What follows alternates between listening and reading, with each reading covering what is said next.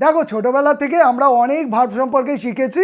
তোমরা জানো principal verb, auxiliary verb, primary auxiliary, modal auxiliary, তারপরে হচ্ছে finite, non finite, transitive, intransitive, অনেক রকমের ভার্ব পাওয়া যায়। কিন্তু তোমরা ডিফেক্টিভ ভার্বের সম্পর্কে কি কোনোদিন শুনেছো? অ্যাকচুয়ালি ডিফেক্টিভ ভার্ব আমরা কাকে বলবো না, যে সমস্ত ভার্বগুলো ক্রিয়াকালে অর্থাৎ মোডে এবং টেন্সে সবসময় ব্যবহৃত হতে পারে না, অর্থাৎ ব্যবহার হয় না, সেই সমস্ত ভার্বগুলোকে আমরা ডিফেক্টিভ ভার্ব বলবো। কি সেগুলো দেখো shall, will, may, can, must, what, এদেরকে চাইলেও কিন্তু তোমরা সমস্ত টেন্সে কিন্তু ব্যবহার করতে পারবে না। তাই জন্য এদেরকে গ্রামারিয়ানরা কি বলেন না ডিফেক্টিভ ভার্ব বলেন।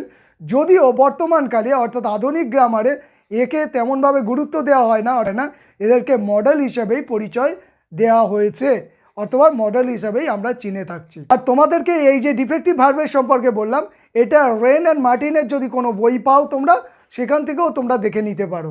ওকে।